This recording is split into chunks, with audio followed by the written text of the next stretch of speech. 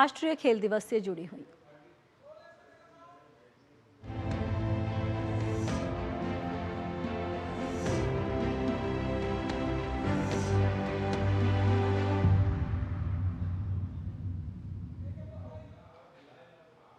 Hockey का नाम सुनते ही ज़हन में मेजर ध्यानचंद की छवि सहज ही उभर आती है।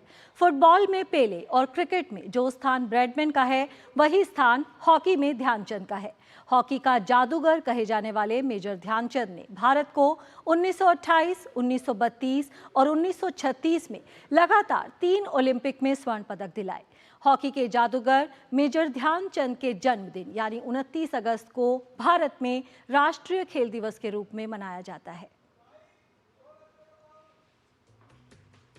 मेजर ध्यानचंद भारतीय हॉकी की पहचान है और 8 बार के ओलंपिक चैंपियन भारत के हॉकी के स्वर्णिम काल में मेजर ध्यानचंद का योगदान सर्वोपरि रहा।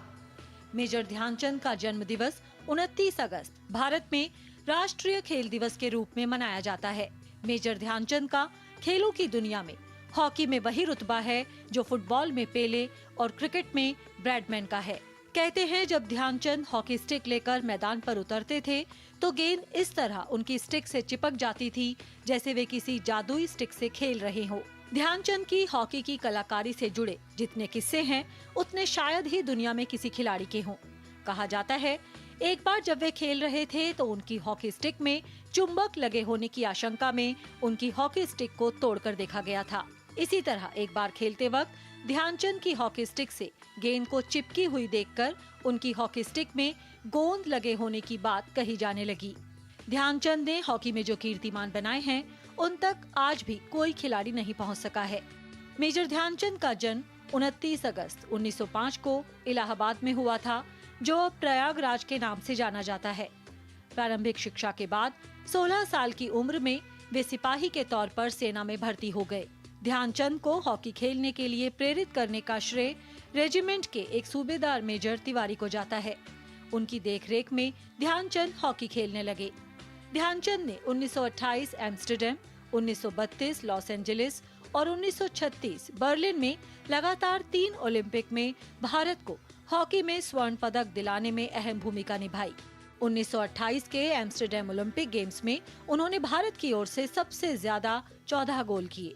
उनके शानदार प्रदर्शन को देखकर एक अखबार ने लिखा, यह हॉकी नहीं बल्कि जादू था और ध्यानचंद हॉकी के जादूगर हैं। उनकी हॉकी की जादूगरी देखकर ही जर्मनी के तानाशाह हिटलर ने उन्हें जर्मनी की तरफ से खेलने की पेशकश की। हालांकि ध्यानचंद ने एक मुस्कुराहट के साथ इनकार कर दिया। मेजर ध्यानचंद ने साल 1948 में अपना आखिरी मैच खेला। उन्होंने अपने अंतर्राष्ट्रीय करियर में 400 से अधिक गोल किए, जो कि एक रिकॉर्ड है। 1956 में उन्हें पद्म भूषण से सम्मानित किया गया। ध्यानचंद के जन्मदिन को भारत के राष्ट्रीय खेल दिवस के रूप में मनाया जाता है। भारतीय ओलंपिक संघ ने मेजर ध्यानचंद को शताब्दी का खिलाड़ी घोषित किया था। ध्यानचंद के सम्मान में भारत में खेलों के सर्वोच्च सम्मान खेल रत्न का नाम हॉकी के जादूगर मेजर ध्यानचंद के नाम पर रखा गया है। लंबे समय तक विश्व हॉकी के शिखर पर रहे मेजर ध्यानचंद का 3 दिसंबर 1979 को देहांत हुआ। झांसी में उनका अंतिम संस्कार किसी घाट पर करने की बजाय उसी मैदान पर किया गया जहां वे हॉकी खेला करते थे। Sports desk, DD news. और आइए अब देखते हैं मेजर ध्यानचंद के जीवन से जुड़े कुछ अहम पहलू इस विशेष रिपोर्ट में। आज सौभाग्य की बात है कि हमारे स्टूडियो में मौजूद हैं मेजर ध्यानचंद। फॉरेन कंट्री जो हॉकी सीखी है इसमें शक नहीं है कि हिंदुस्तान के जरिए सीखी है। और लोगों ने इतनी ज्यादा प्रैक्टिस कर ली कि हम अब हिंदुस्तान का मुकाबला करने लगे। मैंने देखा है रिसेंटली यूरोप कंट्री के खेलों को कि वो हमारे मुकाबले में थोड़ा थोड़ा ड्रिबलिंग करने लगे हैं, बजाय हिट मारने के अब ड्रिबलिंग ही शुरू कर दिया। जी हाँ, काफी इम्प्रूवमेंट्स हैं उनके। It's the army, British army. For entertainment and recreation, they used to play the sport of hockey. That's how modern hockey came into India. So somehow Dhyanchand got into that hockey team. When he played, he was supposed to play against his bosses. colonels and all other people. So his first aim is not to hurt them. Dhyanchand के बारे में कहा जाता था कि वो बिल्कुल chess की तरह हॉकी के मैदान को देखते थे। उनको पता होता था कि उनका खिलाड़ी किस जगह पर है, और वो ब्लाइंड फोल्ड, अगर आप उनकी आंखों पर पट्टी भी बांध दें तो वो एक ऐसी जगह पास करते थे जहां खिलाड़ी मौजूद, बिल्कुल पिन पॉइंट उसी जगह पर गेंद रुकती थी। तो ये प्रेसिशन था।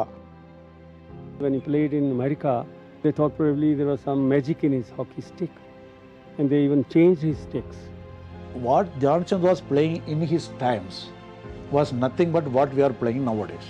Magic man, like Don Bradman in cricket, hockey was in his blood, hockey was in his thought, hockey was in his action. People say he had some electric power.